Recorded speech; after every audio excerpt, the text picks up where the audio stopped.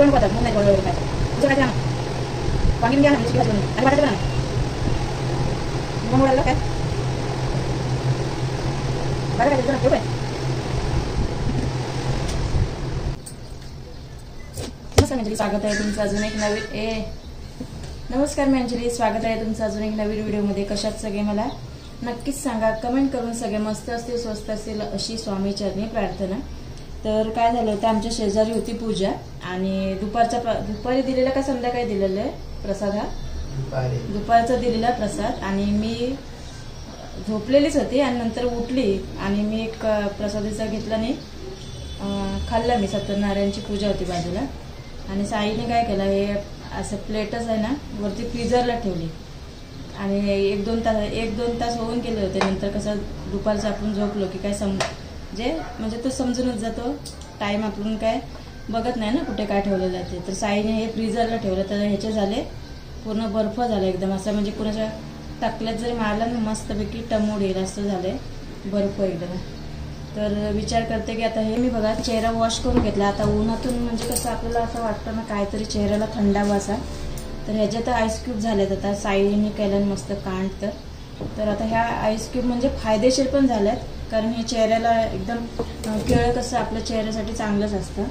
तर मी विचार केला की असं त्या क्यूब आहेत ना त्या ठेवून अशा म्हणजे वरतीच ठेवायच्या नाही, जास्त दिवस नाही जेवढे आपल्याला.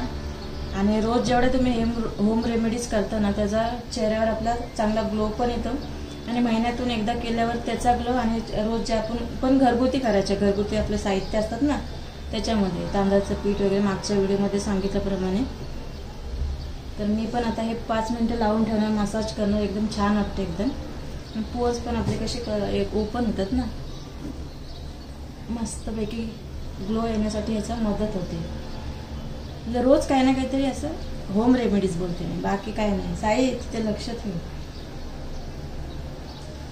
मसाज करून घ्यायचं मस्त वाटतं एकदम. मला तर दुकानातून येते ना तेव्हा जरा बरं वाटतं एकदम थंड थंड चेहऱ्याला असं, कारण मी सकाळीच निघते लवकर आणि आता अजिबात टाईम भेटत नाही मला.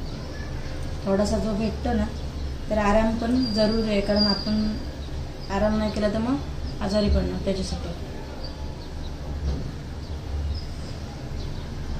तर तुम्ही पण असे जर क्यूब बनवून ठेवा आणि हे करा. थोड्या वेळानंतर चेहरा वॉश करून घ्यायचा, आपण जसं वॉश करून घेतो ना तसं.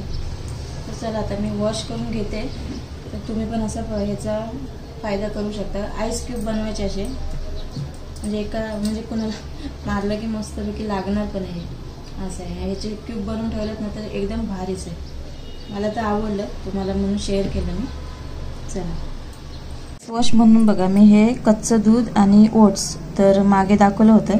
तर सकाळी तयार करून ठेवते आणि 2 टाईम, सकाळचं एकदा वापरते आणि संध्याकाळी म्हणजे दुपारी जाताना वापरते. आता निघेन मी, आता माझी तयारी चालू आहे. तर हे बघा हे आता वापरणार मी फेस वॉशसाठी. तर खूपच चांगला याचा रिझल्ट आहे. आणि पायांसाठी म्हणजे पाय आपल्या उन्हातून आपले पाय वगैरे काळे पडतात ना त्याच्यासाठी पण तुम्ही बघा ओट्स आणि दही वापरायचं किंवा साखर आणि टोमॅटोचं ज्यूस हे करून स्क्रब करायचं. मस्त पाय एकदम सुंदर होतात. आणि कोणतंही लोशन लावायचं, छान होतात पाय आपले. तर हे आता मी वापरते साठी बघा ही क्रीम वापरते मी, बघून घ्या. तर पायांना मी ही लावते क्रीम.